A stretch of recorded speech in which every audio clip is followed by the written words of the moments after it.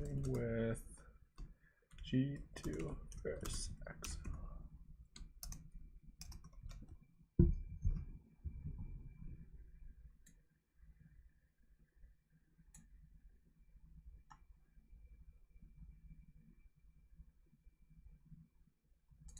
All right.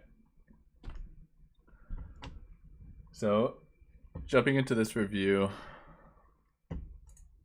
basically in Europe, see a lot of Irelia bans week 1 so far. I've only watched one game. Irelia did go through. So bans, G2 banning Lucian, Urgot, Jace. Pretty standard stuff. Akali first pick. So what is pretty interesting about this draft is usually we've been seeing Lucian or Urgot first pick, and then besides that, there's usually like a Rakan that goes through to 1-2. And so the fact that Jace was banned shows me that Jace is actually getting pretty common in terms of picking an EU. In the previous game I just watched of Vitality versus, I think it was Blaze, I forget. Jace, they ended up 2-3ing Jace with Alistar, and it seemed pretty effective. They just ended up picking Poppy top into match it. So maybe Jace is actually a strong 1-2 now or 2-3. Anyway, first pick Akali. Pick the Galio into it. You'd expect either a Galio or Lissandra right away. And then maybe like a Zinzao. Alright, they take the Rakan. So Galio Rakan, obviously really strong combo. Most of the time it's banned or separated. And then they go Draven Morgana. So you know that G2 is prepared for this. They left up Galio Rakan and take Akali. Any team's gonna go, or most teams are gonna go Galio Rakan. And then right away they're going Morgana Draven. Makes sense. I'm curious who they pick here, because you can either go for a jungler and ban out junglers, or you can pick Xayah. Okay, so they're going for Xayah. Morgana Draven is pretty hard counter to that lane. If you play it well, you just get to perma push and Draven harass them under turret. Ban out Vayne. They don't want to go against Vayne mid. Akali top. Zinzao ban.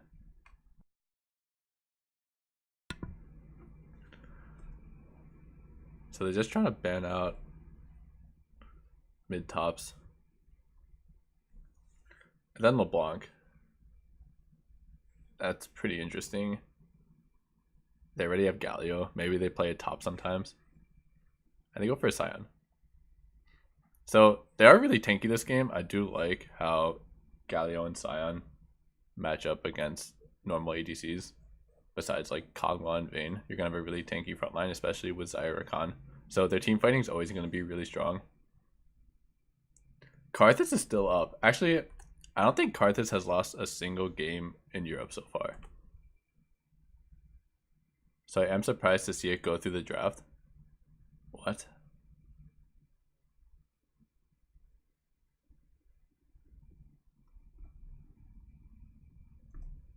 Olaf top? Olaf jungle?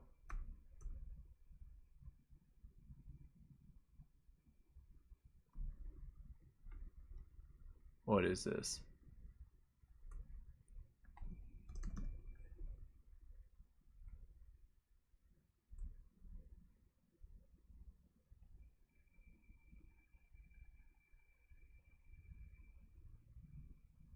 Alright, so it's Sejuani top.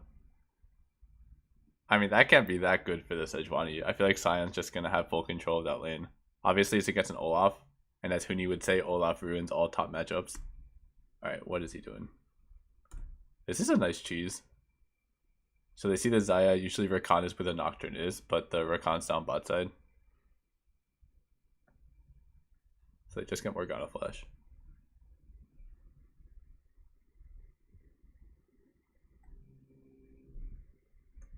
Let's try to fix the quality. Why is it 420?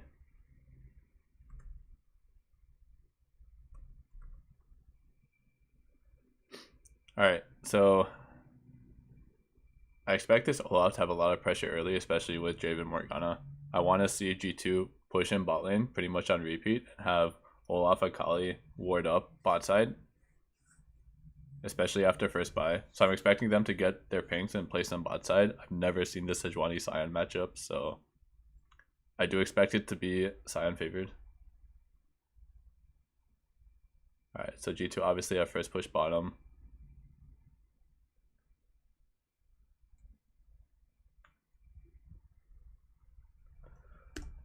Yankos is doing a full clear.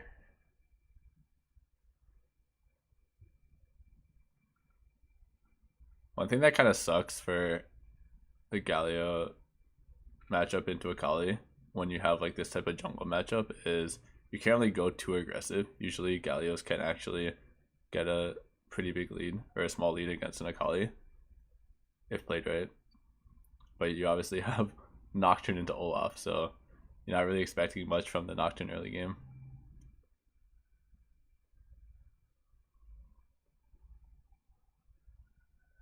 So Sejuani already TP'd back. He got a Fairy Charm. Yeah, all of his moves cost so much mana. Alright, that sucks.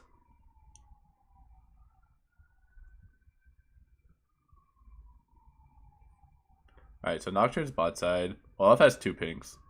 So I'm expecting him to pat down bottom. All his camps are respawning in order.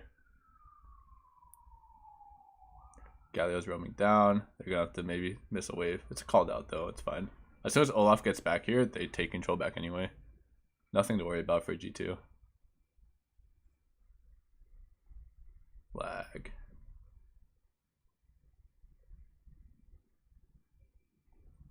Maybe if I close some of these, it gets better.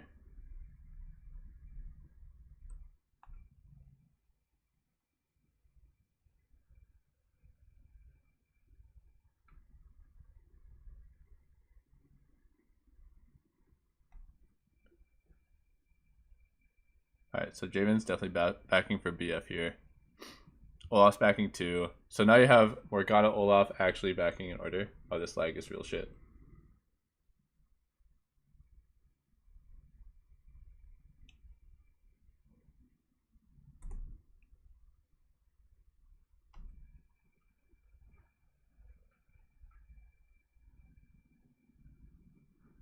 Alright, so that's going to be cleared out by Rakan, that ward. Oh, they're actually playing the top side this game. So I guess they do have the Olaf Sejuani.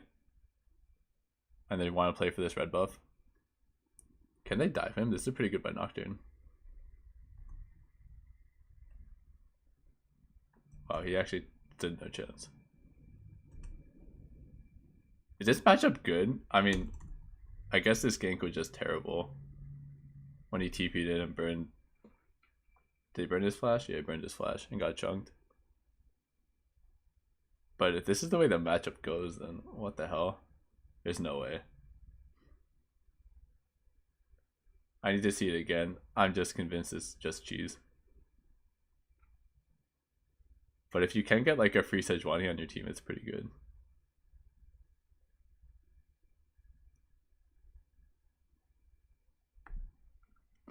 It's really nice to see the Nocturne, especially because Nocturne ulti. Now you have your Javen Morgana bot lane can just keep pushing. Usually what sucks about running this type of thing, like if you're running like Caitlyn Morgana or Javen Morgana, you're so squishy that when Nocturne ulti's in, you can pretty much one-shot one person. Especially once Rakan's level 6.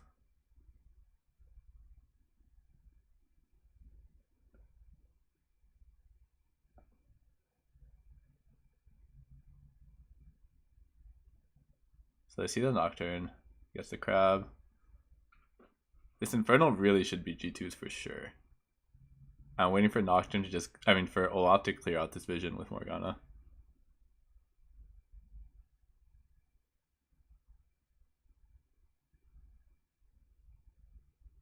It's pretty interesting to, oh, maybe Sejuani's looking to TP here if he's proxying the wave. Or just hover down. It's pretty interesting to be playing topside so hard. Like, I understand it's Olaf Sejuani and you get a free kill. But there's no way this dragon isn't yours to take before Rakan's level 6. Like, now it's kind of scary. You have like Rakan Galio, Nocturne's ult back up.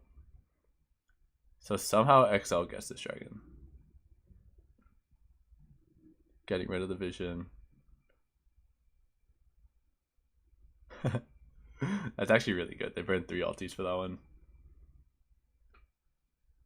And Perks already took 3 plates ball in.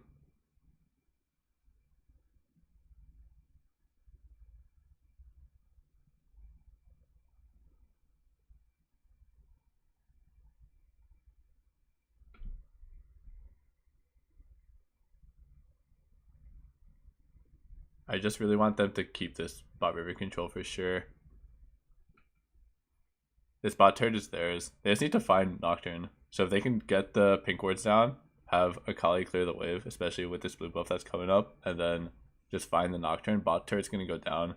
They can even play towards Rift Herald. The only thing that matters is finding the Nocturne. But G2 is definitely in control this early game. Nocturne's going in. They're losing bot river control. Draven's now afraid to push.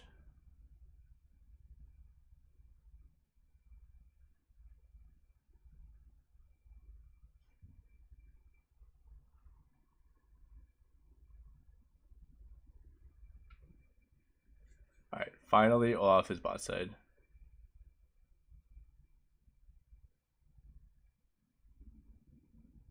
Push, push, push, push, push.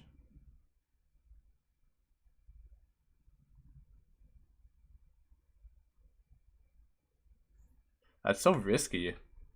So if you're G2, you want to just play the pressure game. Holy crap.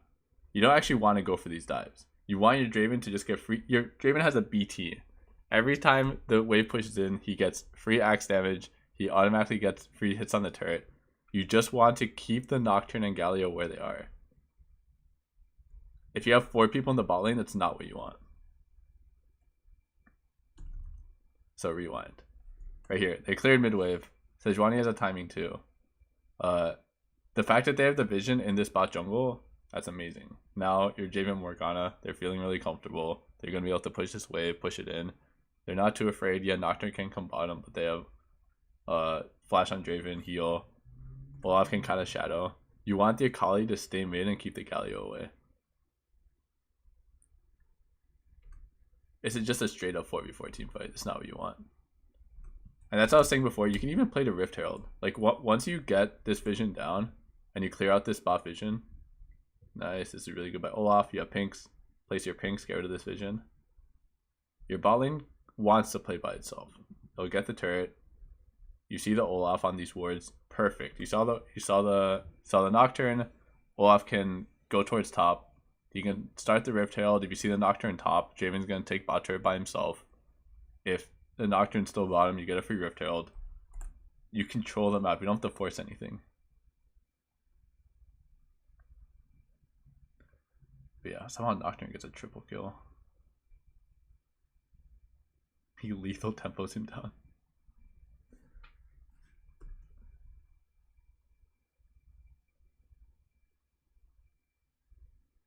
So Draven never cashed in.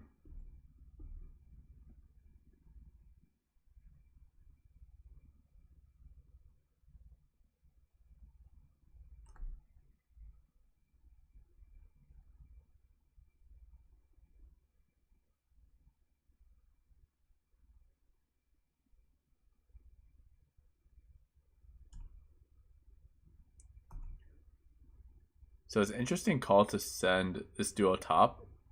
It makes it seem like they're prioritizing this Rift Herald, but then it seems like they're rotating down. So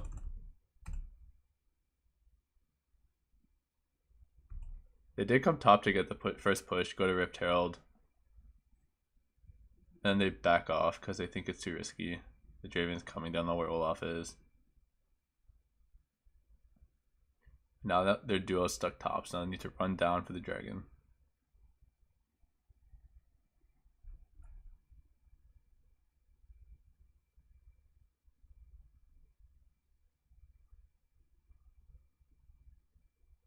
They survived the engage. That's really good. Caps is low.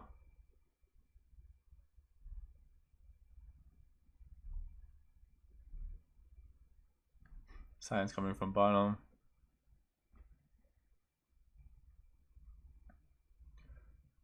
I guess it was a little bit ambitious from the Nocturne. Once the Scion ulti came in, you know you're gonna burn Morgana Flash anyway. But that's just small micro stuff. So no one goes for the dragon. This should be G2s. I mean, you have no Rakan ulti, you have no Nocturne ulti. Those champions are useless without ults.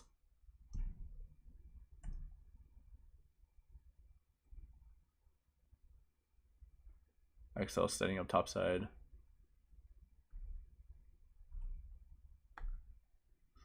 So this is when it kind of sucks to actually have your Xayah Rakan stuck balling. But it does seem like they both base at the same time. So both teams should heavily prioritize this Rift Herald. If anyone can get mid turret with his Rift Herald, it's going to be huge. G2 is going to have an insane 1-3-1 with Akali. No one's going to be able to match this Akali for sure. And then obviously for XL, they want to bait Baron at some point. And if the mid turret's gone, it makes it way easier to bait Baron. Nocturne ulti. Oh, that's insane. The Nocturne ulti into Sion. Who started this? G2. They just feel stronger. Akali's in a really good spot, but that engage was insane.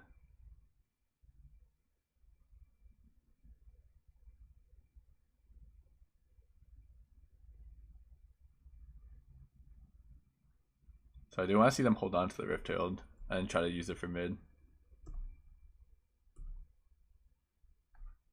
Alright, so G2 finally has their 1-3-1. Kali got bot turret. Sejuani got top turret. No one can match this Akali. So if you're Yankos, you're not really playing around top side, even though you have a Sejuani.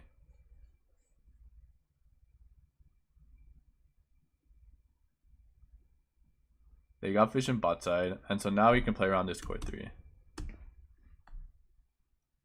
I'm curious to see how XL actually combats this, because I don't think they win their 3v3 mid lane.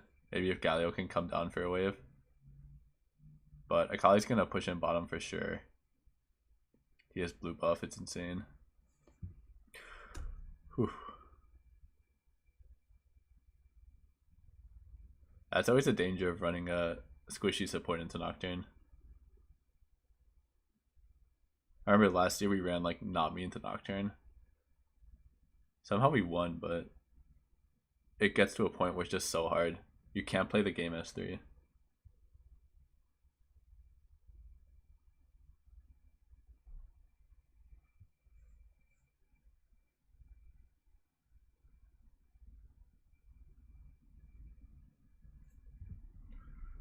Thank you, I appreciate it.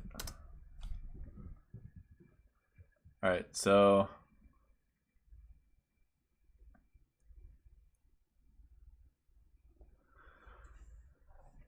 XL's gonna keep getting these dragons. It seems like they have mid control, at least until Morgana has flash. So maybe they can push up, but as long as Xayah Rakan can clear mid lane first, it's gonna feel pretty hard for G2 to actually play it out. I want to see Olaf kind of trail the Akali, make sure they can get vision topside, and then once Akali can like push and hide every single wave, then he can start playing around mid or playing around bottom. Also like this move by Sejuani. This was actually pretty common last year when you saw like rises. They would push out all the way, and then instead of hiding one wave, they would base and then trail the other lane in a 1-3-1. So I like the move by Sejuani. He can't really play through mid by hovering, so he tries to do the trailing play.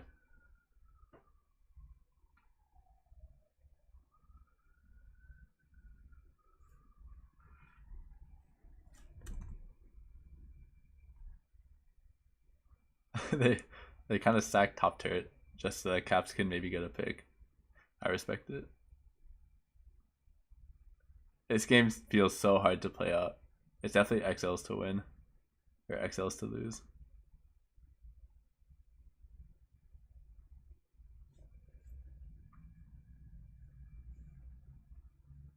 Galio's here too. So this is really good by XL. So Galio sack bottom. Or he didn't push, he left it in neutral, and then he came to mid, and it really punishes G2's positioning. Like, they see the Sejuani, they see the Akali top. When Galio leaves bot lane and goes mid, they know they have numbers mid, and then now they can push out together. So they get full vision control. And this is what you want with the Galio Rakan comp. Once you get this vision around Baron, the game feels a lot nicer to play out. Now you just need to figure out a way to push out this top lane or get the Akali out from behind you. Unless their plan is to ignore it. But yeah, you kind of see the way G2 have to play the game. Sejuani bot side, Akali top.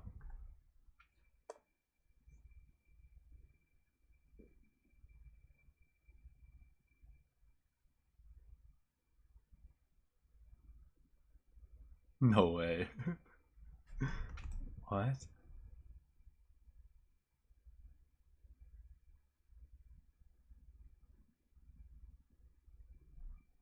So they got Rakan flash. And Perks was able to push out mid. So that's really good from G2. Like, look how much they committed to that. The fact that they don't kill him, like, even if they kill him, they do lose all their vision around Baron, but the fact that he survives buys G2 so much time. Because now they get to push out mid, actually get rid of this vision. Now XL, with bot lane pushing in, and now they have to push out top, have to wait until someone goes bottom to push it out, then for them to come and then bait Baron. So that delays the game by like 3 minutes for sure.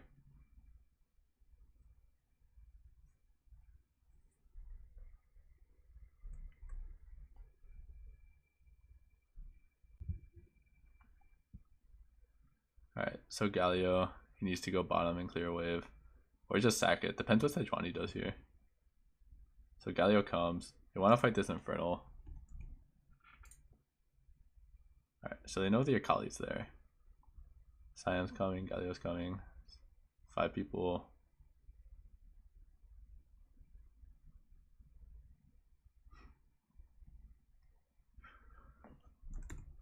Yeah, positioning is so important. Like, once you separate yourself as Morgana versus a Nocturne, it's just... it's so hard to survive. That was just ambitious, to be honest. You can't do that. Even if it's not versus Nocturne, like, you can't ward that. They could still be in there.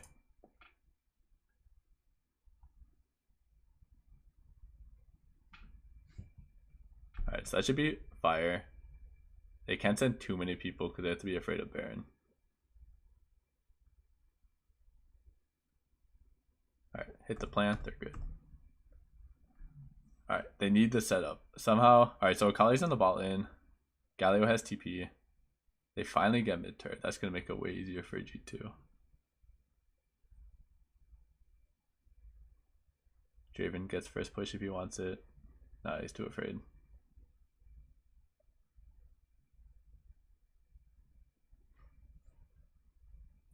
Wow, they're just starting it. They go for the Morgana.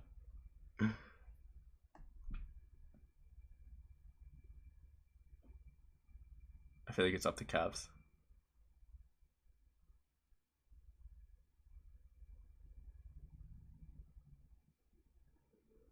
No way, dude.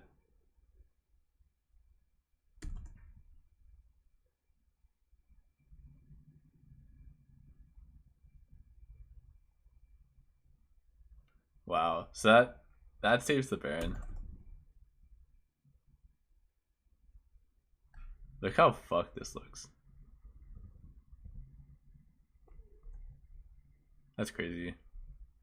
So he does actually take it down the ADC. And the support dies.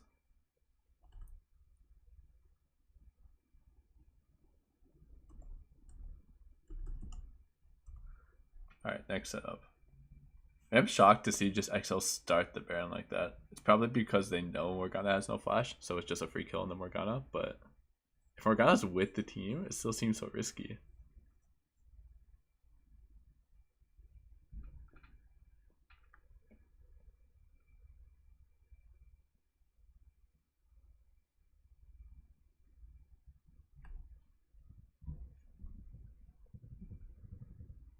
And I need to get the mid wave. Cyan's waiting to ult, I'm guessing. But the fact that Cyan's top means that G2 can actually clear this wave. Yalti's down. Cats is in a really good spot.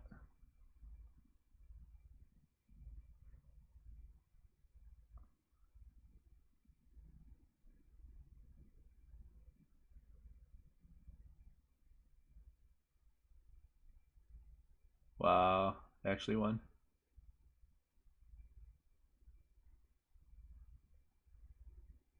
Caps saved this game for sure.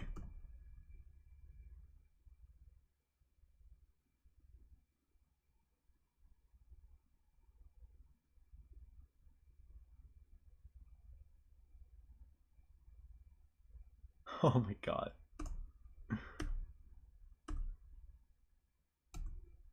It's still winnable, but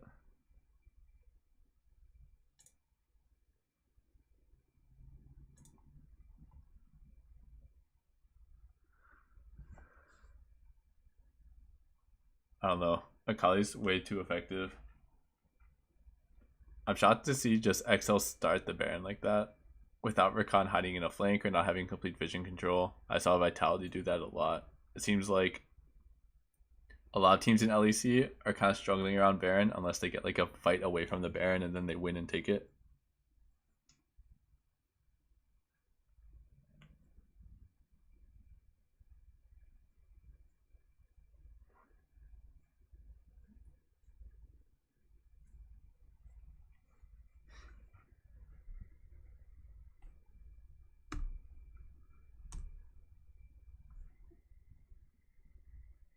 Yeah, Caps is nuts.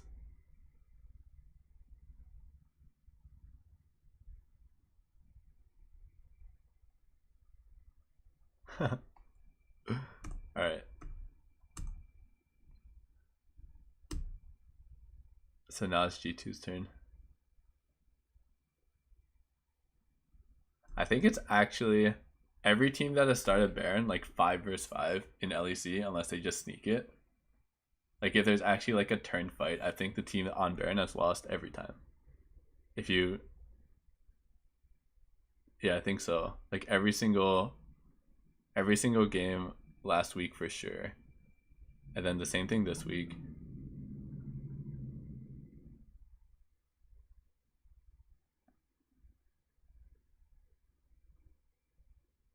Who got Baron? Oh wow, I still got Baron.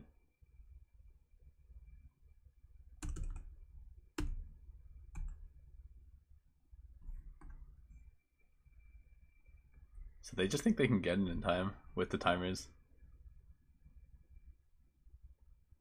Oh my god. Alright, well, let's see what happens now. Once you get Baron with like Galio comp, it's usually pretty devastating. Because the way to like beat Baron power plays is to hard engage, but you're running a 1-3-1, and like stranding Baron when you're a 1-3-1 comp is just losing all pressure. You can't split push, you have to team fight. You need to get a pick or else you lose all your turrets. Wait for Scion. Once Scion comes, they can go together. I mean, they can also like play side lanes. Like if they're too afraid to step up 5v5, then they should also be playing side lanes. So there goes Galio to push out top. Alright, so this is good. You want one person mid to buff up the wave. Scion's usually safest. Sejuani's trying to go bottom to just get a little bit of tempo, and they lose top. So I need to be a little bit careful here. Alright, the TP's coming in. You should back out a little bit. Scion's mid.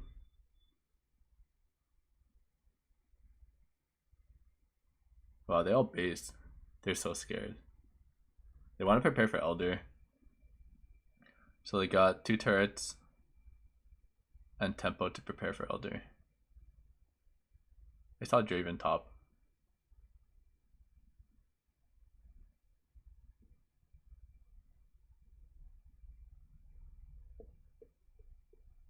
Kali has QSS.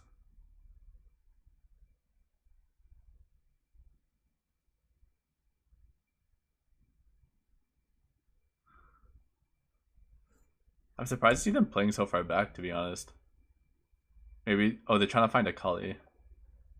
They don't know where a Kali is. So they're checking every bush.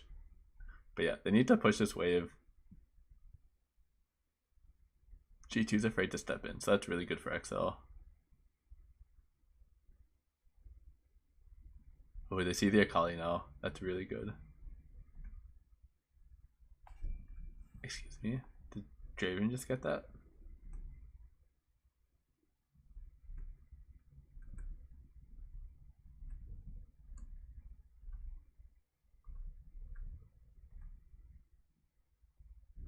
$84. Okay. So that's not too bad. It's only one dragon.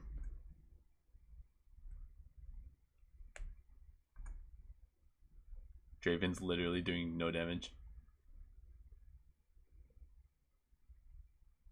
Oh my god.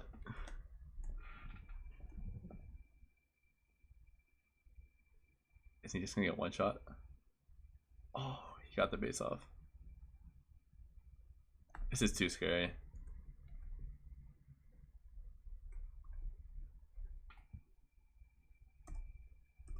Alright, so he's gonna wait out Elder. But Baron's up.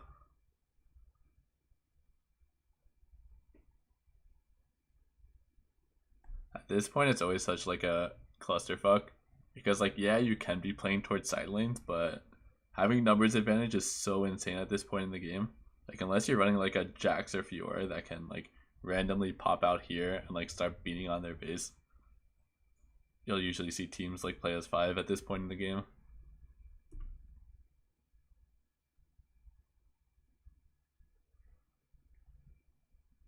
They just ran it down.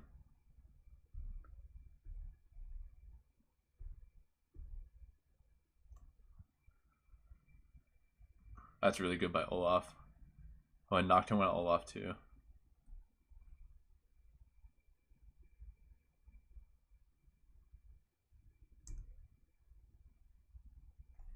This is the messiest team fight. I really like the way this part unfolded, but for XL, but over here, play back. They should be playing back.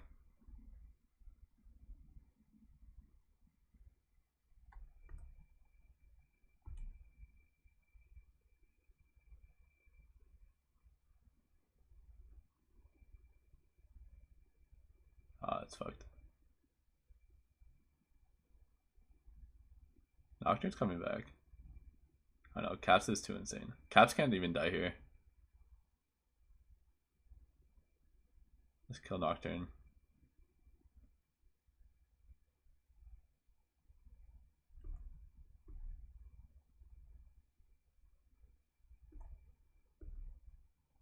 Can he end? Yeah.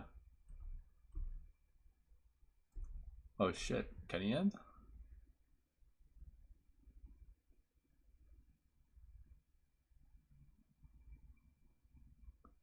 No way. Alright, this game was really messy. G2 had like insane 1-3-1 setup, somehow got caught off guard and like, and then when XL actually had their setup, they didn't even get deep vision, they just started. The first time they started it was good, they turned on the Morgan, killed him.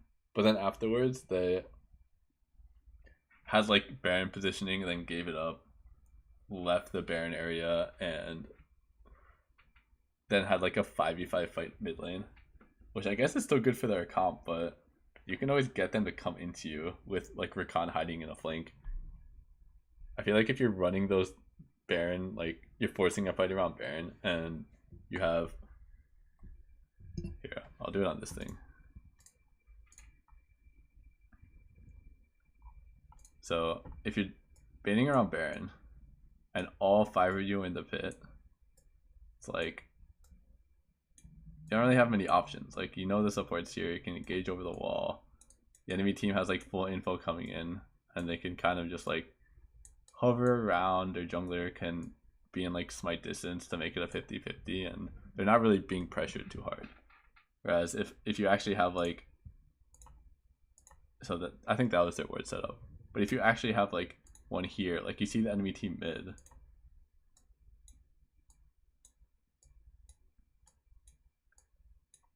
And like everyone's around mid lane, and then you start the Baron, and you have like a support over here, where you have your top on the side. Like you need someone in a flank, someone like pressuring them. If they see everyone on the Baron, then they're not really afraid to move forward. Whereas like if the Rakan's missing, like say Rakan's here, then when they're walking in, they're like, oh shit, like when is this flash Rakan engage coming over the wall and just like fucking AD carry? So then they have to be like really cautious, and they're afraid to walk in, and then like their jungler might walk to a part of this side. Like someone's always going to check this push, so usually top lane. But like say you can like the Nocturne's like too far over here, and he just comes and flash ultis Nocturne, one shot him, then you can like actually keep finishing the Baron. You actually have options. Whereas if everyone's in the pit, they have like full information. I don't know. Vitality did this a lot. I don't want to see more EU teams do this. I mean, NA's tomorrow. I'm sure NA teams are going to do this too. But it's pretty tilting. Like, get the vision. They're obviously going to come in, so like plan out a turn. The one turn on Morgana was good when they killed the Morgana for free, but then like caps popped off. But after that, you need to do it again. Like make sure you have a plan.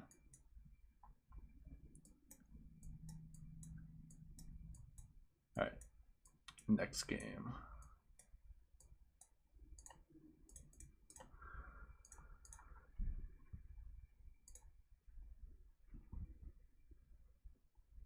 So which game was good? I heard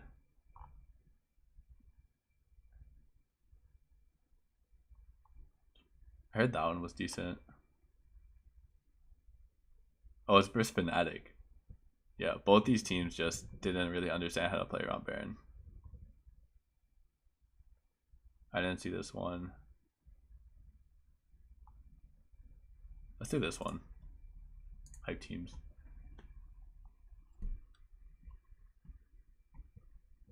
Hope it loads fast though.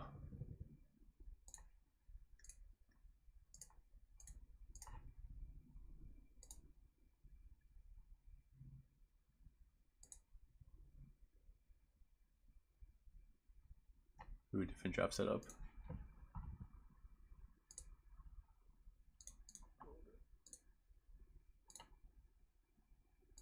All right. Doing OG versus Misfits now.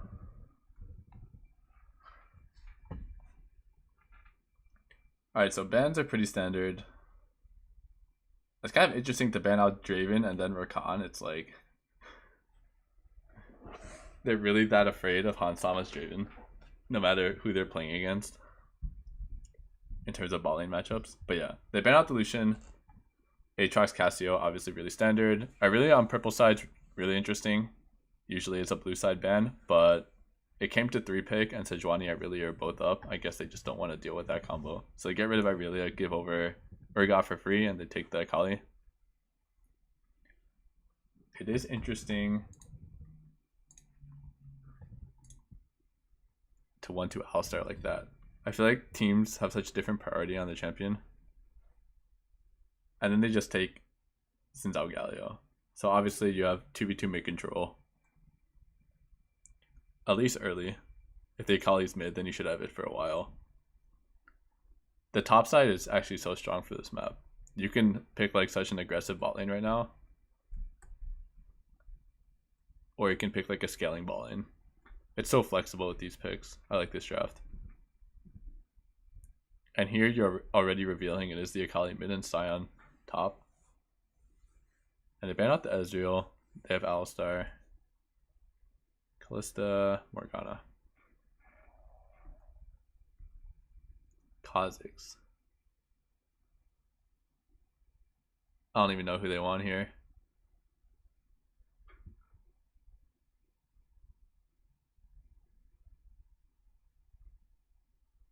The fuck is that? Is that Nunu? How's the Nunu Xin Zhao matchup? Honestly, it's probably not too bad. Like, I'm sure Nunu can survive, but still, like, what is Nunu gonna do for the Akali? Cog TK. So his lane's actually really oppressive, especially against Alistar. I don't think there's much that they can pick with the Alistar that will match the pressure of Kog'Maw TK. Kai'Sa. Vayne. So Cog was a pretty decent pick. I think it was an LPL. They used to pick Cog into Kai'Sa a lot last year, but Vayne seems really hard. You have like the Kog'Maw outranging the Vayne. TK obviously is a good matchup into Alistar as long as you don't get double knocked up.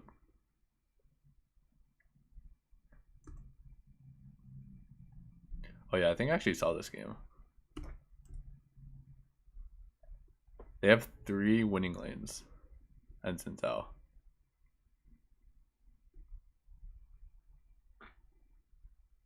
So the game is really on Origin. You need to dictate this early game and then just explode into the mid game.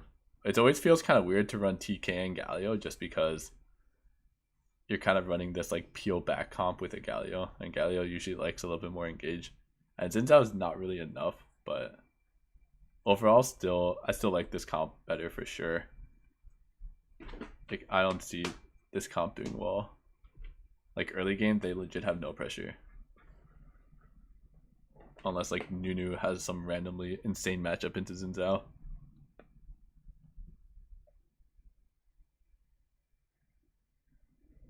Drake RNG definitely pops off for this Misfits game.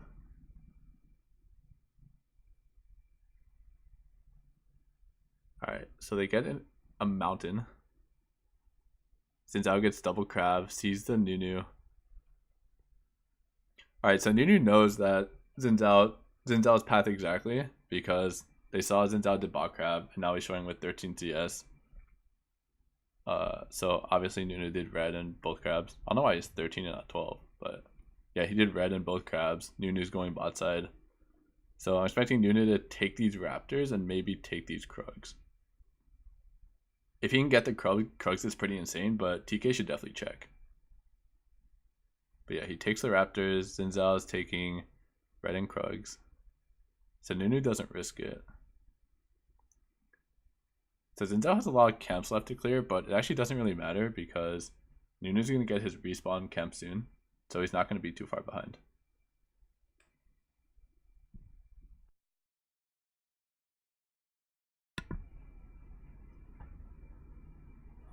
Galio doing pretty well into the Akali. Urgot's doing fine into Soaz.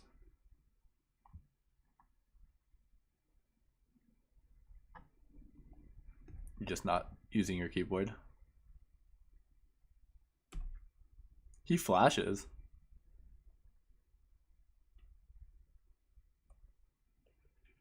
Kog'Maw flash too. Oh, that's so bad.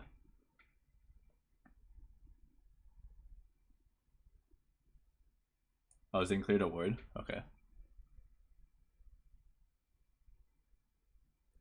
Alright, well, I hope that Origin still have bot pressure because that's pretty core to the team comp.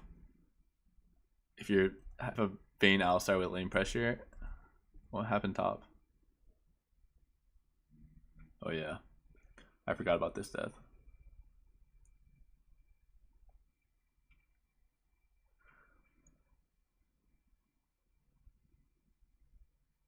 I mean, it's not your window, Mithy. Come on. Oh, I don't want to see these replays. So if he wants to do this, Xin Zhao has to come with him. Xin Zhao's going topside. Is there a crab? Yeah, it's a crab.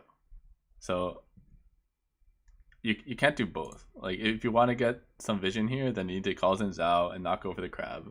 If you don't want to go for the vision, then go for the. If you want to go for the crab instead, then go for the crab. Like you can't do this. That's insane. Hansama gets it.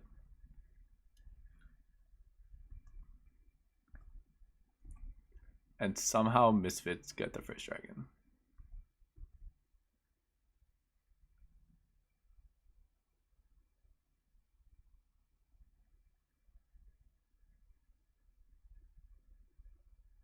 (18-6).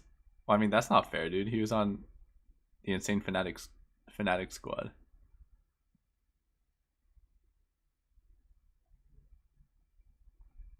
Alright, Akali blue buff.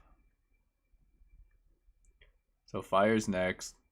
Bot lane still seems decent.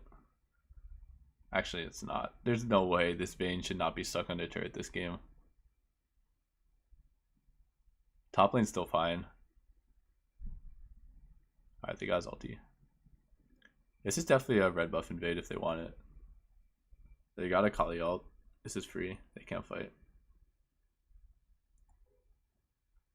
Nunu can play off bot side. It's insane to me that they can actually have bot pressure this game.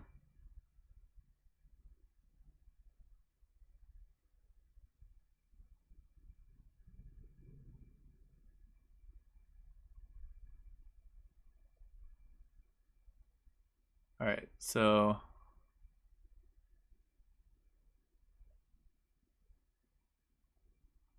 everyone's resetting. So let's get 2 plays top lane somehow.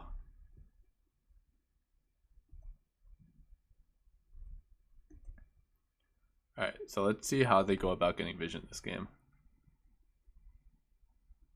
Nunu's top. They see the Nunu. Handing off blue buff. Bot lane's ISO'd. Everyone knows where everyone is now since they see the blue buff. Nunu went bot side. Sees the Raptors. Takes the Raptors. Yeah, this game is fucked. I forgot how badly bot lane snowballed out of control this game.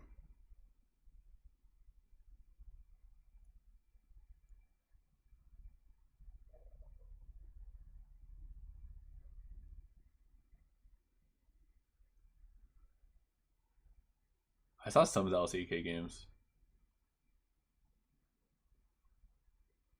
Why? Was there one in particular that was good?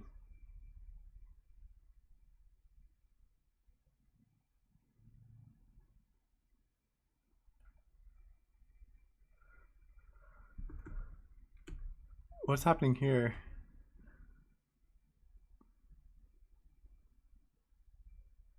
So they actually get the chunk. Chasing Urgot, they don't know where Xin Zhao is. TK's also missing. They have to call it that TK's missing a while ago too. So TK's not bottom. He has ulti. They see Xin Zhao and Rift Herald. Galio is free to move.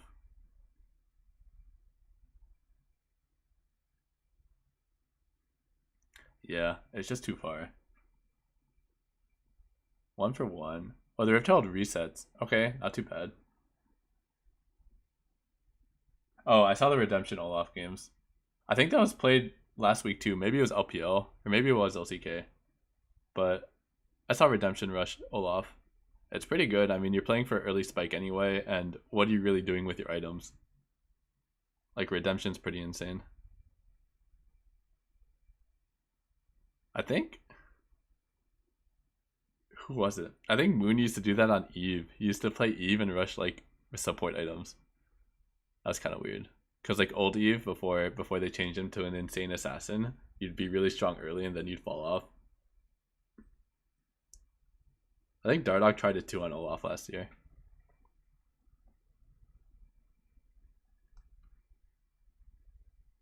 So yeah, look at this vision bot side. This is so bad. I'm expecting to see a swap soon. There's no way they can keep this up. You're getting pressured this hard as TK Cog. Someone's swapping for sure. Alright, they're brute forcing the Herald. Akali based, so this is good timing. Ah, they're too afraid. It's because Alistar can move first. They can't really match that shit.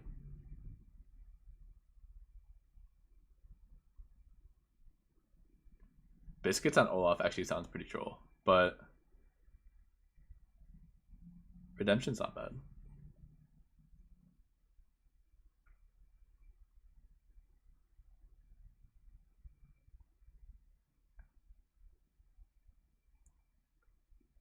Oh, finally.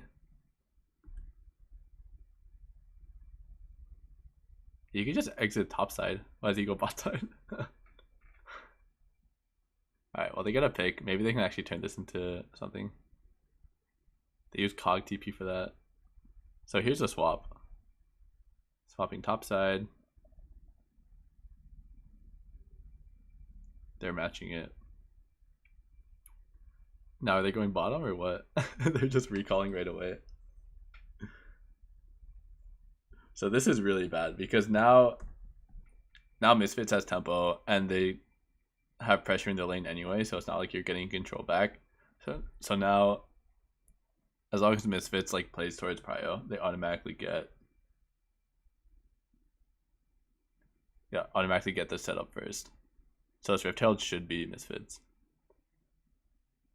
Oof. I like this play by Urg. I mean, it's really risky, but look how fucked this game is. Like, even though it's only a 1k deficit, you do probably get outscaled. Actually, it's kind of close. Maybe it's not fucked. This is a pretty desperate play to have the Urgot up here. He doesn't have TP. Sign has TP soon. He just ease in. Alright, they started the Herald. Free Herald. Oh, that eat. Alright, well, he lives to get the Herald. Sign got a lot of damage bottom, and they lost like 2 waves bottom. But I like it. They had to do something. And now they spawn Herald. What? I mean, the call here is definitely spawn Herald, get the Infernal while they kill the Herald, but they didn't buy any time. Oh, that was insane.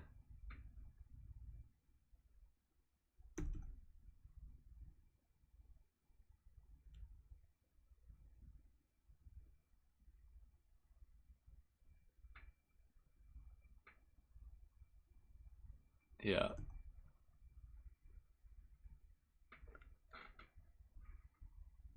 Usually it's not really worth it to just use Rift-Herald to set up a dragon like that, unless it's like obviously gonna get something. Like you send it top and then like you go to dragon, or like you're like playing the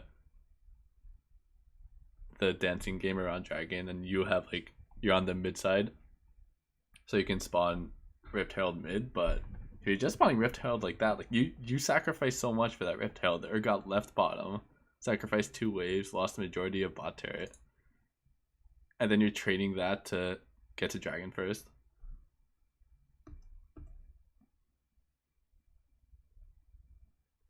Hunter's Potion and Time Warp Tonic.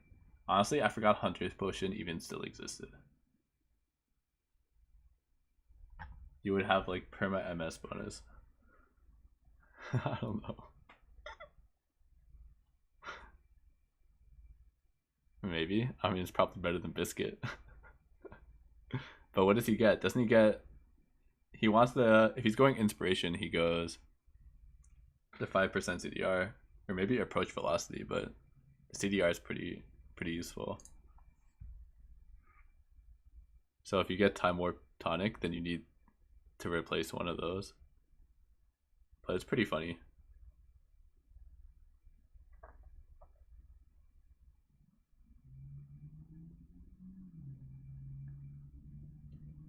Yeah, you do get a bonus charge.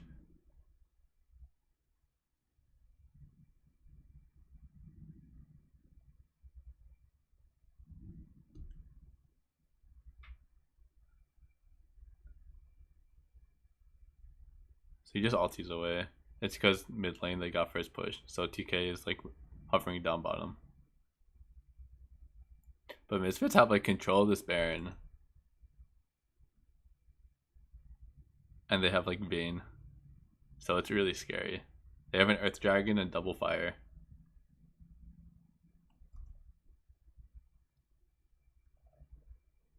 Vayne has Guinzoo's. So now you definitely need to like contest mid wave or get control of Baron somehow. If they ever get the setup, it's impossible to know if they're on Baron because they really only need 2 people on Baron, and they just have like Alistar and Akali show.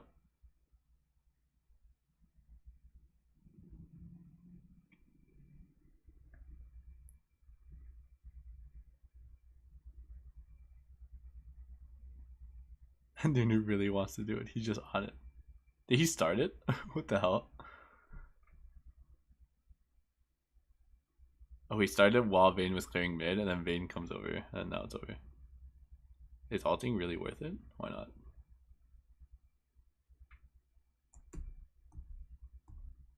I kind of like the start though. Like the fact that Vayne's mid, like you see everyone, only one person's missing. I mean, Sion's missing, but I like this. He gets it down to like 60% by the time Vayne even gets here. So Vayne's only missing for what, 4 seconds before they start checking. That was good.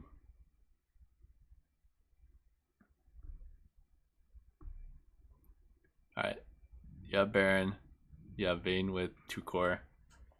All you have to do is just play together, play with Vayne. As long as you don't dive too deep when Kog'Maw W is up, then you just win the fights.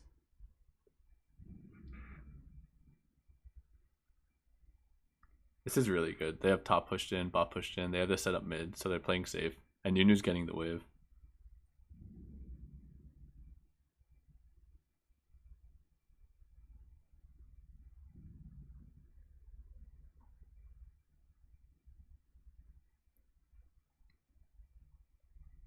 Kali's really chunked. Alright, so they base for the dragon.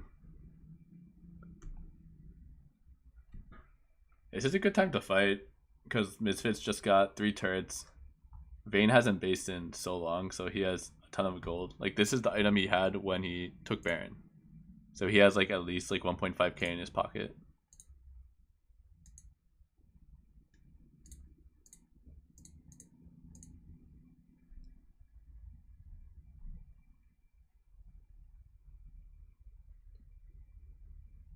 Yeah, Gorilla went so far. Look at Akali too. Akali's all the way over here.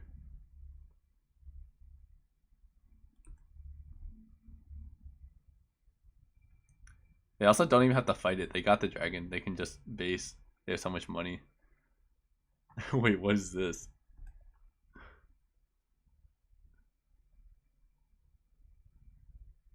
The hell?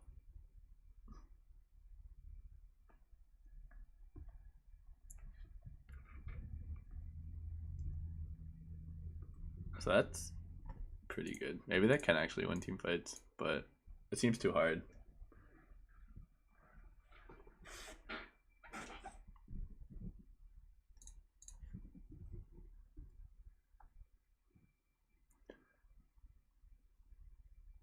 Alright, so they actually get this set up again. I mean, like, yeah, Vayne spent 2k. Even though he got no gold that fight, he just had 2k in his pocket.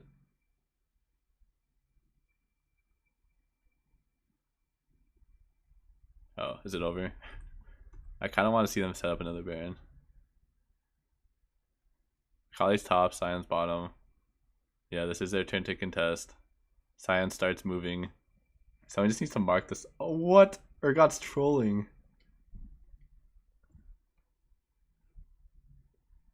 Maybe he thinks Urgot's behind. Oh no, he avoided it.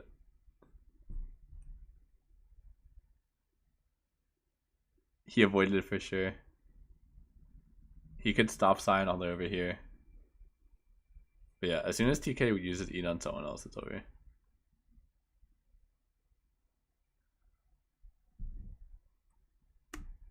Is the game over though?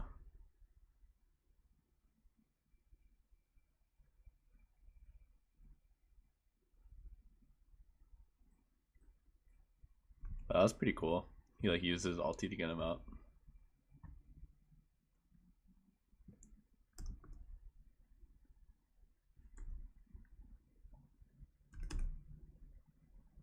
Alright, so Origin's thinking this is like the only time they can get out of their base, to be honest. If they wait for Misfits to set up, then Vayne Nunu just has too much Baron pressure. So I kind of like this call. They're up against triple Infernal and an Earth though. Oh, this is a good setup. So what's really good here, I like this positioning a lot because look how balled up they are. Like look at backline to backline. Kog'Maw's doing full damage and their backline is doing no damage. So no matter what, you're gonna have a higher damage output than them in a situation like this just from positioning. As soon as you go in this far though, that's when you actually... Oh, that's so smart by Forbidden. So what I was just praising Origin for doing, now because Forbidden goes in, Misfits get a really good position. Because their backline would be able to keep moving forward and hit, but since Forbidden goes in Zhonya's, their backline is doing no damage, and then now if you like look at a damage chart, Misfits damage chart goes up.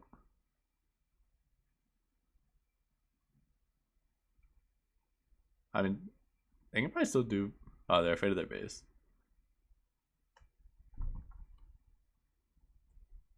Alright, not bad. Wait, what?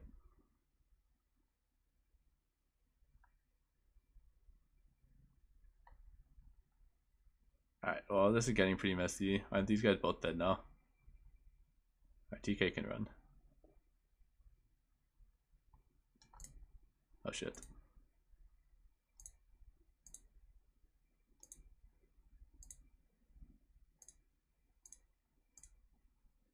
Oh, and they just lose Baron.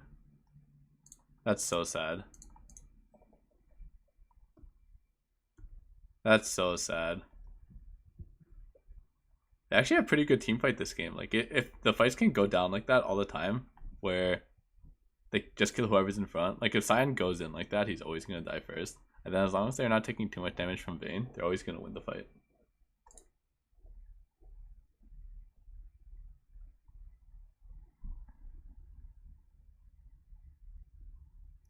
Damn, that's such a sad way for this game to end. I'm guessing it ends with that Baron.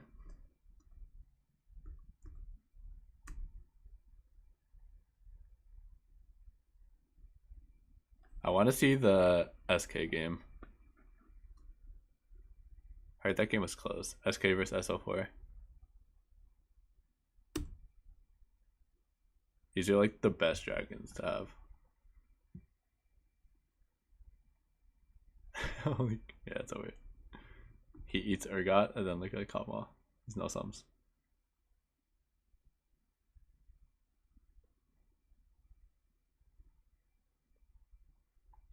So I was pretty clean by Misfits, except for like this dragon fight they fought when they didn't have to, and then here.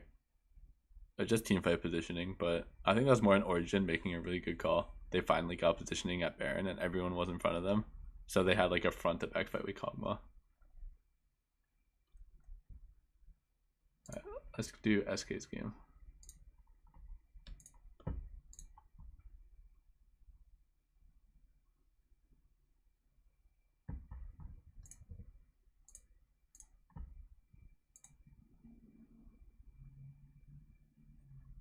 Alright. Alright, draft. Xin Zhao, Rakan, Cassio. So the Cassio is interesting because Cassio's always been such a strong one pick. Then Lucian, Aatrox, Urgot. So a lot of one picks are gone. Irelia is still up with Sejuani in the game. So a lot of teams would have one picked the Irelia. They one pick Lissandra. And Lissandra's pretty good into the Sejuani, so maybe they just don't care. They're thinking we'll pick Lissandra, you guys get Irelia Sedge, and we'll go something else. And then Kaisa. So this is kind of interesting because Kai'Sa's really good into Alistar, but Ezreal is always going to have... If the Ezreal's good, Ezreal into Kaisa is pretty favorable for the Ezreal. You can just... Once he gets Tier Sheen, you can push him in, get his WE harass off, and just slowly poke him down. But it's a lot more effective if you do it with like a Tahm Kench. Because when you E in and you don't have someone to protect you, then like Kaisa gets black shielded and can kind of punish you a little bit. And then the Olaf, obviously setting up this guy. And now they actually have to think about Irelia.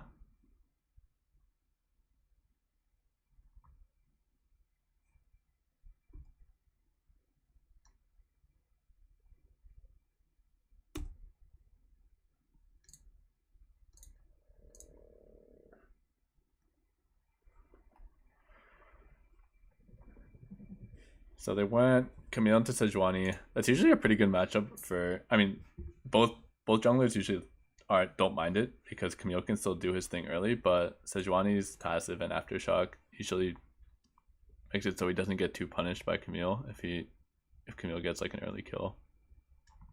And end up going Zoe into Lissandra. Obviously, fine for the Zoe. Comp to comp. I feel like the Swain top is kind of interesting, but I think just the fact that they have Kaisa Morgana means they're going to outscale pretty hard. But this team in a 1-3-1 is going to be hella annoying. Even though they don't have like the best 1-3-1 champions, like once the Ezreal's mid lane, he's going to have a lot of control mid, even though it's against Kaisa, just because it's Ezreal. And then if they get control around Baron, they have Ezreal and Zoe, and so you can just do annoying like sleeps into Ezreal ultis and actually do a lot of damage from far away. So if this team gets control around Baron, it's gonna be hard for them to kind of bring it back unless they get a really good flank off.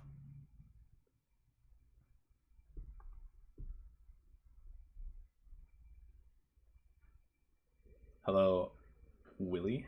I will kill you. I kill will you.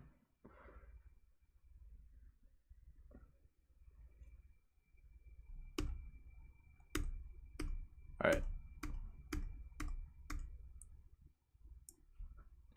Dude, it takes so long from draft for the game to actually start. Like every LEC game.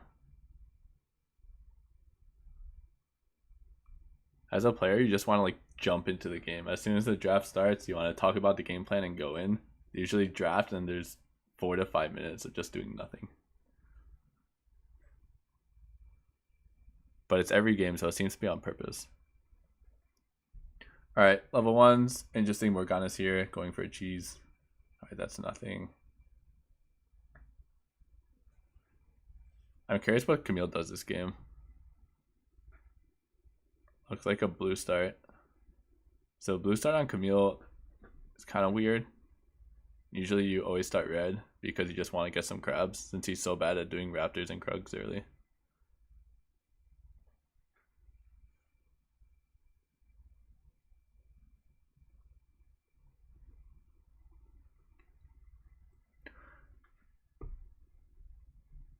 Alright, so he does do blue gromp crab, ganks mid. I guess what's good about the path is it's just kind of confusing because no one ever does it.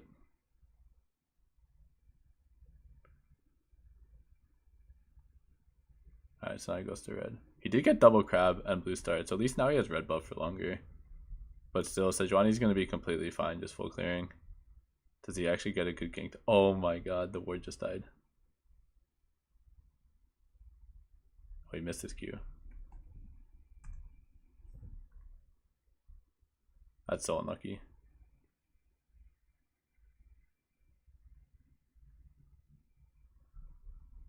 Another pause. Alright, I want to see once these supports back and get pinks, which teams actually get control. This team is just so squishy, SO4. So if SK actually gets control of the river, especially once Ezreal gets a base off, it could be kind of tough to get it back because you're getting it back with like Morgana, Camille. The Sandra's doing pretty well though.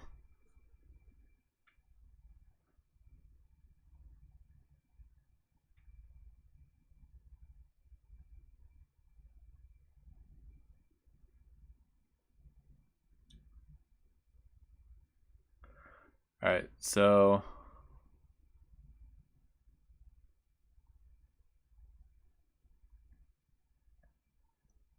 Ezreal's still waiting to base.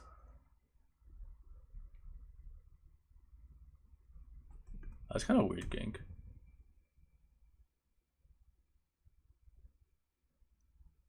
He was good for the Sejuani though. He got bot crab. And he got Camille Raptors.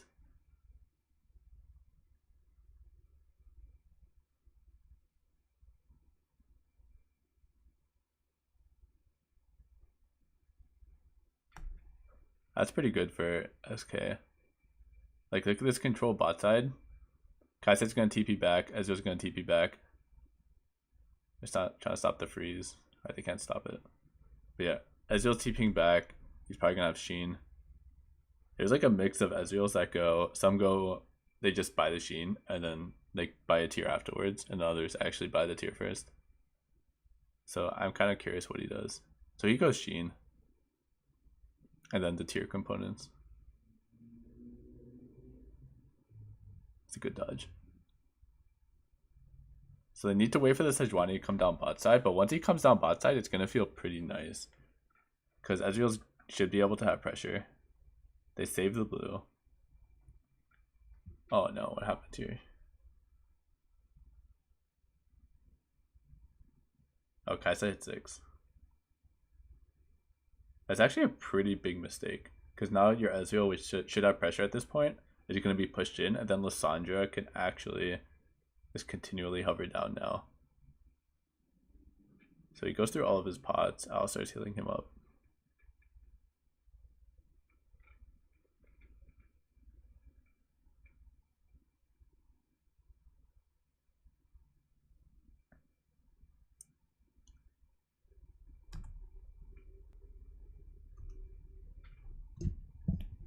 So they meet up. Alistar Sejuani meet up to get vision. So that's good. But this can't happen if you're doing that. Like, it's not your job to keep prio.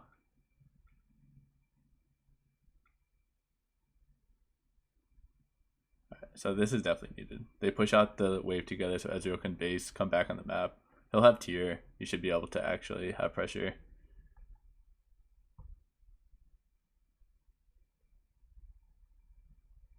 The rest of the map is pretty boring.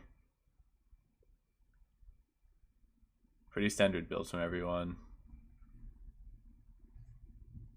And yeah, usually in matchups top against Sion, you'll just pick a mage and pick Lepto. You can do Vlad, you can do Victor. He's doing Swain, and you just farm the Sion all game. And then you get like a pretty good mid-game team fight mage, and the Sion's still gonna be really tanky, but it's kind of just trading. Both teams get what they want.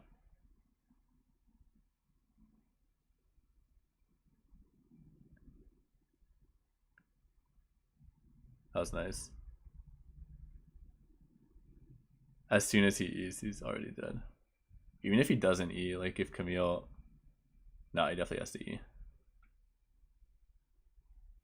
That's really nice. And they dodge.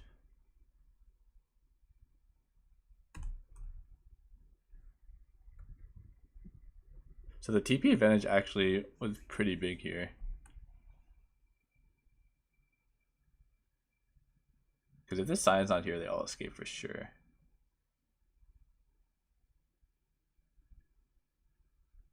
And now they get fire.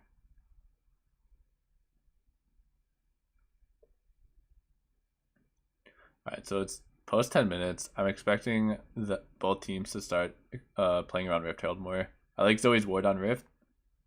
It kind of shows that Sejuani might not be up there for a bit. So the ward definitely... Camille just died, so Camille can run to his top side. Maybe take like a camp and go to Rift Herald. Especially that Sion has to base and then run top.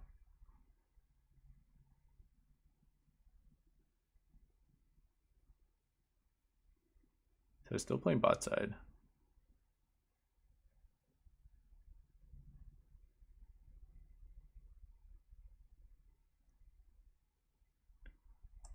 Yeah, Sion's getting pressured pretty hard. He uses TP bottom, so he doesn't have TP anymore. And he wasn't able to get a base off, he just like ran across the map. So now he's basing. He's going to lose more damage on his turret. He's just going to ulti back probably. He has to. Yeah.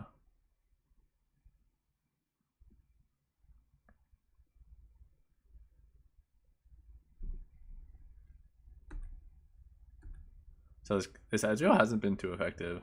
The Kai'Sa's farming fine. I'm hoping the Ezreal still has pressure in the 1-3-1. Because if he doesn't, then picking the champion is kind of useless.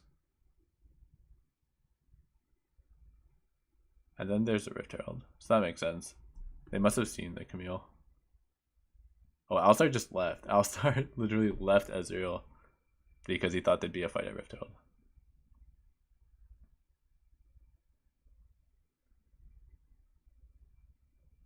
And TP top. Yeah, since it's post 14 minutes, they do lose first turret, but it's okay. They got the Rift Herald in a trade, so it favors them slightly. Now, do they send the Ezreal mid is the question. Because Zoe does like being mid as well. Alright, they send them bottom. So they're going for bot turret. Mountain Drake's coming up in 1 minute.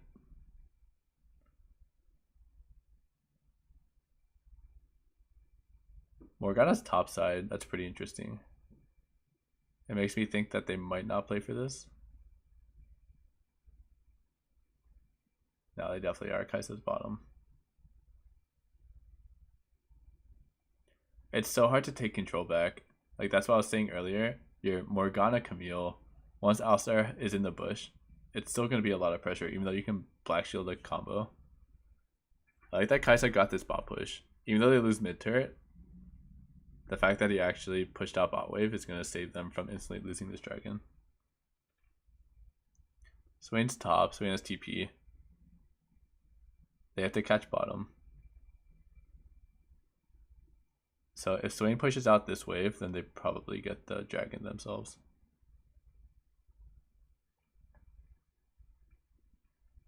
That's a nice pick. That's 2 ultis. And now they all go topside. So they probably lose dragon here. But they got the kill and got top turret.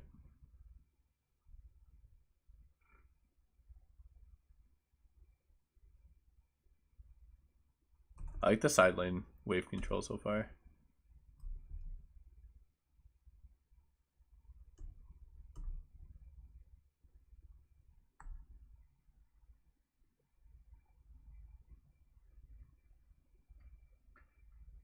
Did they take it before Kai'Sa? I forget.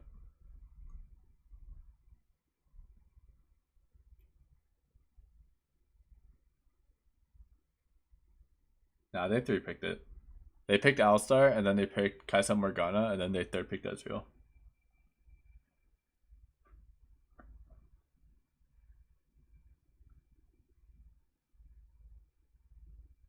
Picking Kai'Sa into Ezreal would be interesting.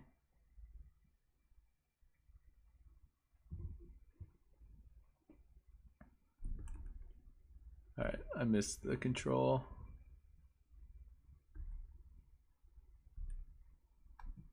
Coming out from base, Swain's bottom again. I mean, Sion has TP now. He's got a match. I guess he has some time.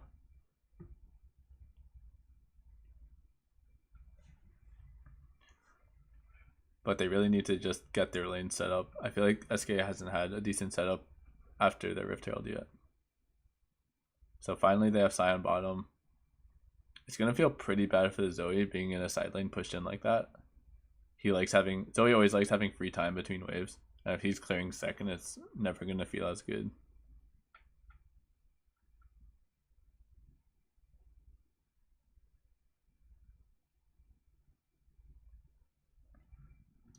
That's pretty interesting. What the hell?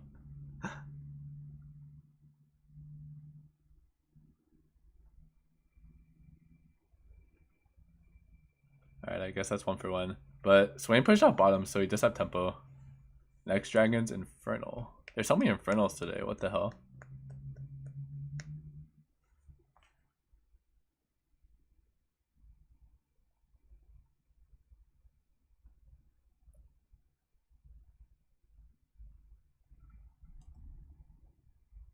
Alright, so they're at Baron.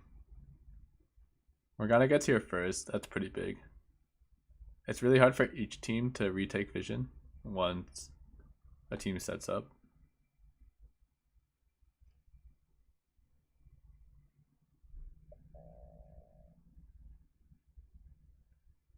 Alright, so Swain's coming over. He's just hovering a bit. They don't have a wave anymore though, so he has to go back bottom. This one Ezreal's so annoying. It's gonna be, oh.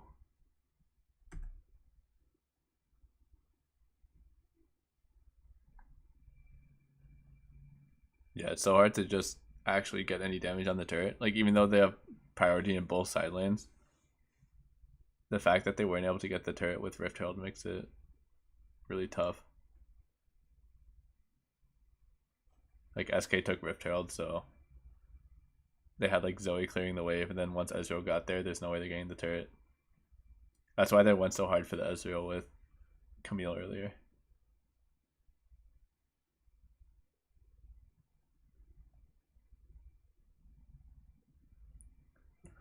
Yeah, honestly, SK did pretty well. Like in the game versus Fnatic, I actually thought Fnatic didn't play too badly that game. Actually, SK had a really big early lead and then they kind of threw it. So maybe they aren't playing very well. But they had good... I think they played versus Vitality last week. They had really good early game movements with like swaps. Or maybe that's XL, I forget. So yeah, this is what I'm talking about. When you're running Ezreal, Zoe, every time you sleep someone, you can just ulti them. I mean, usually it doesn't kill them, but you get insane chunk off.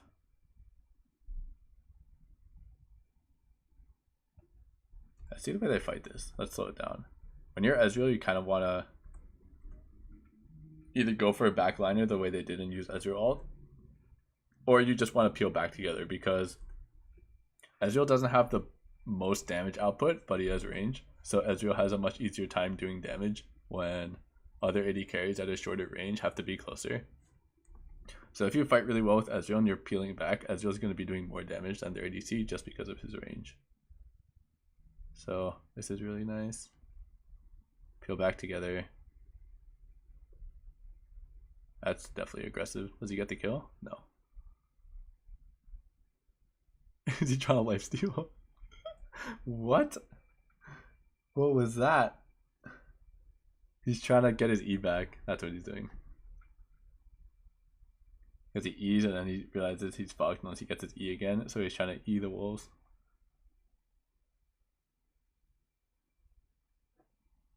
Alright.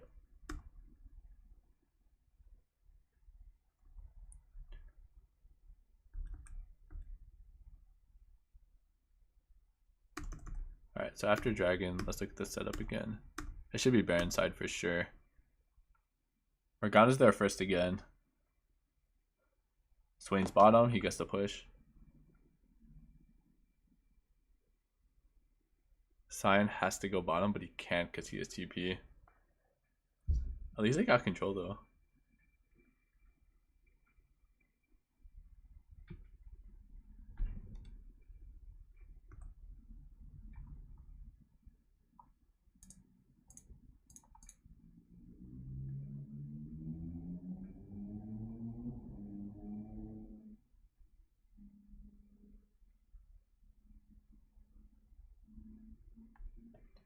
Alright, so Sion's finally bottom and he has TP.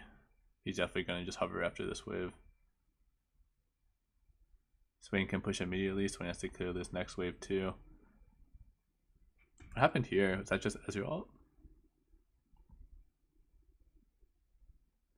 I know, Zoe Q.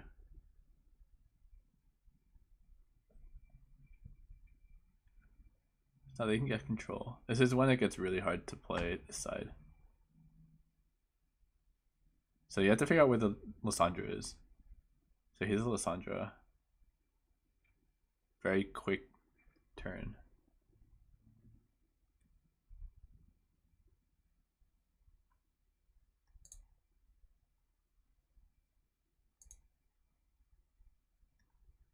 Okay, I like that.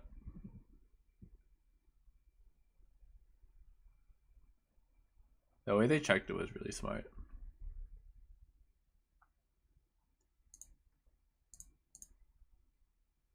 I'll say you don't need to be that far up, but I guess they don't see the HP of Baron until they put down the pink ward.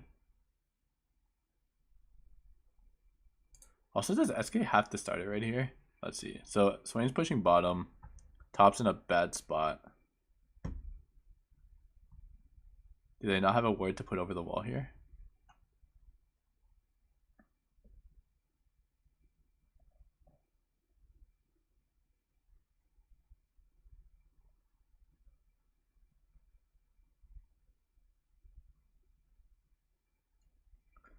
Alright. So 2 for 1, not bad. I'm curious what SK's game plan is now, because they're going to get another window to get control. It's Achilles, no ulti. This is not his window. Like, Sion's bottom. I understand you're impatient, but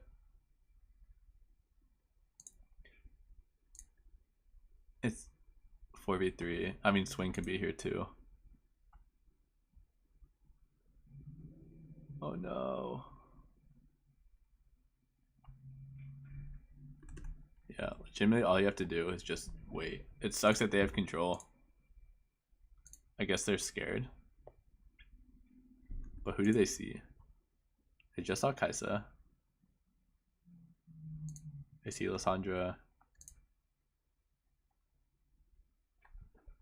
Alright, I guess they're afraid of them doing Baron, but I don't know, it seemed a little aggressive.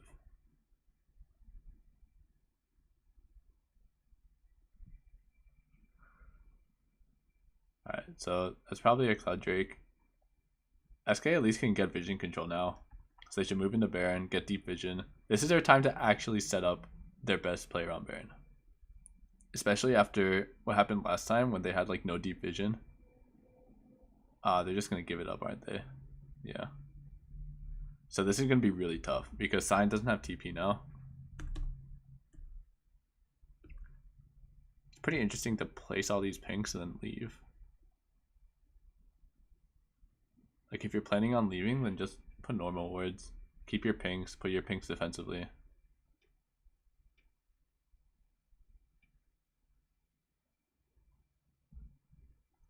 I mean, they still have lots of pinks, so I guess it's okay.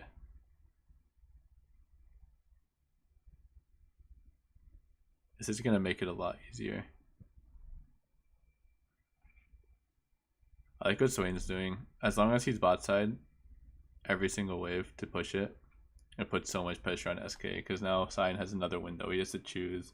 Am I going to stand here, start Baron with the team? Wait, you just have to not get engaged. That's really sloppy. There's no point in waiting here. Like this isn't your fight. What are you gonna TP with Swain while you're hiding in the bush and they see 2 people here?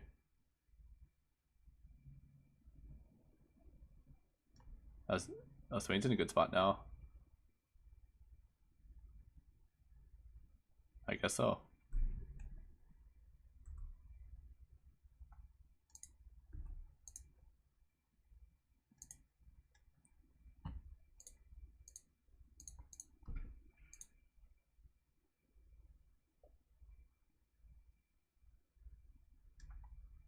Alright, let's see Swain.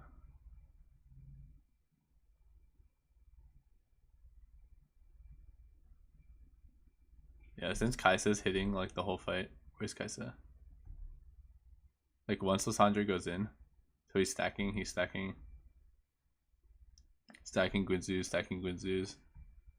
He's feeling really good right now. Hitting for free. He's not afraid of anything.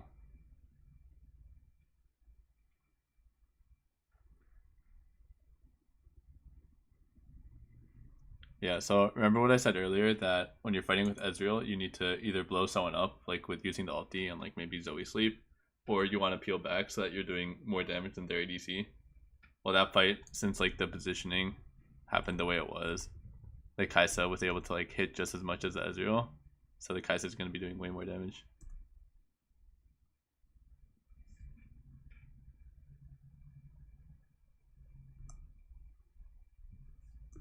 So yeah, this looks pretty fucked. I still don't think that was their window though. Like someone has to go bottom or SK can start Baron. It just seems kind of lucky that he didn't get one shot, to be honest.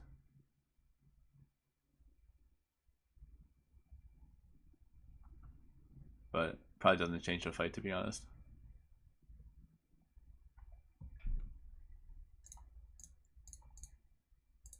Alright, so no Baron. This is going to be hard. Playing Ezreal against Baron, it takes you so long to clear the minions.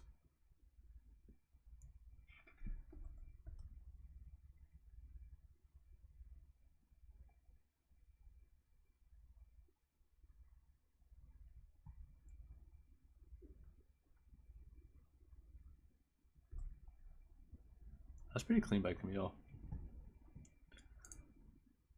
Alright, what do they get from the Baron?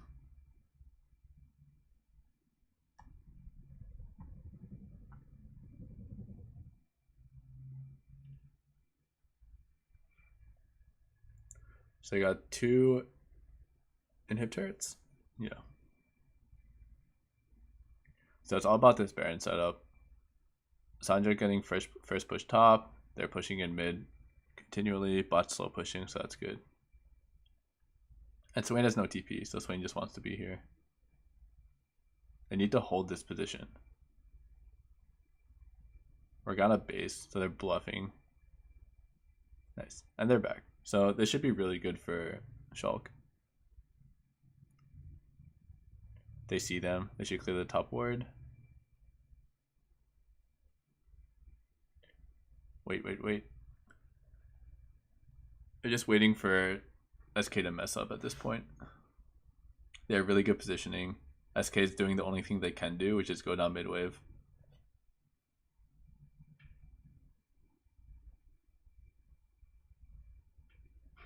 These black shields are insane. Oh, that was already on him.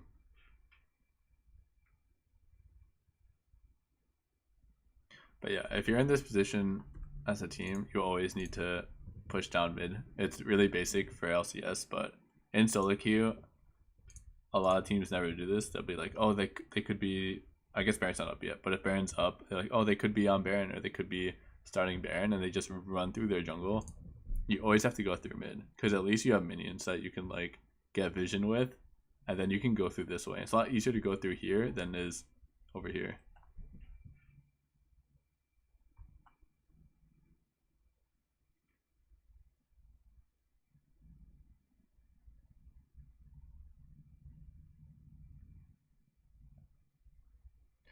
Alright, so they got an inhib, but nothing really happened.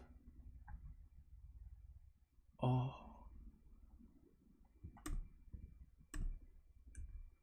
Kind of sloppy.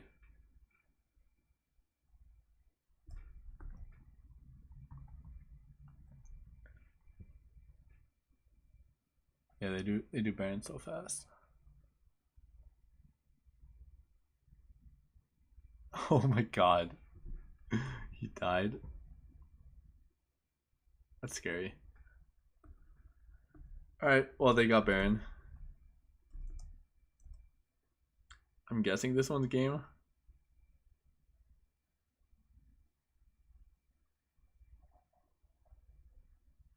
Honestly, I think that was the first time an EU team this year like took full, or maybe Misfits did it, but like took full control on like a not blowout game. Made the enemy team afraid to go into their jungle and then did Baron. Like obviously this part was really sloppy, like got really messy because of like after this team fight a lot of stuff went down, but the fact that they got full control, forced the enemy team to go down mid, and then chose their engage is already better than most other teams.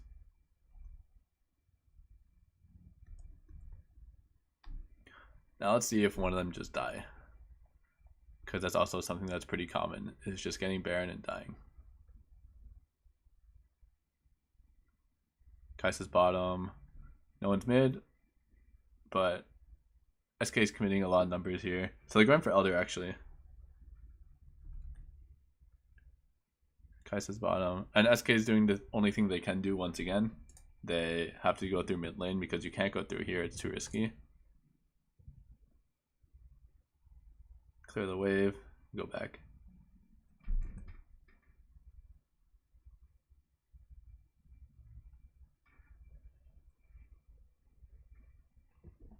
I wonder if they go back to Elder or they keep going.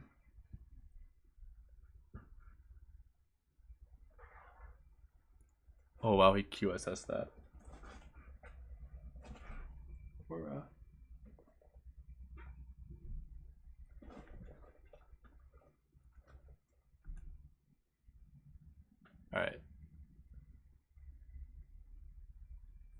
They can meet up with this bot wave if they want. I don't know how much money they have. They might just do Elder. Elder seems like the safe call, but all of them are alive again. They have to wait for all their players.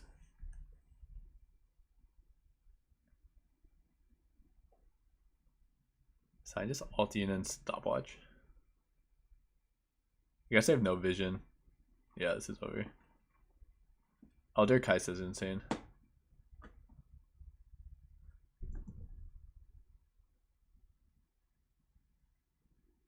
Once the fights are this explosive, it's so hard for Ezreal to play the game. I don't know, pretty sloppy game, but at least Shock have good Baron control in terms of like they understand what they need to do. And they actually got like a few situations of pushing side lanes and mid.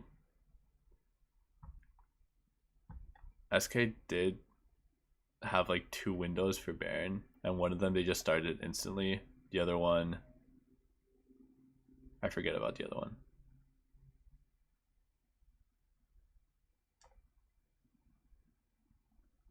But yeah, this comp actually seems pretty hard to play out, because you're not really going to have split push pressure.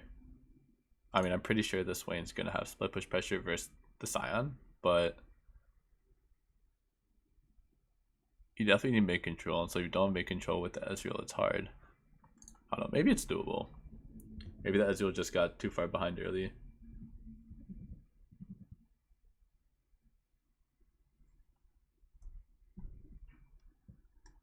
I don't know. Shock's definitely the better team.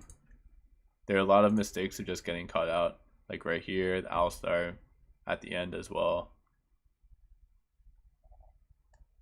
They're definitely on the same page.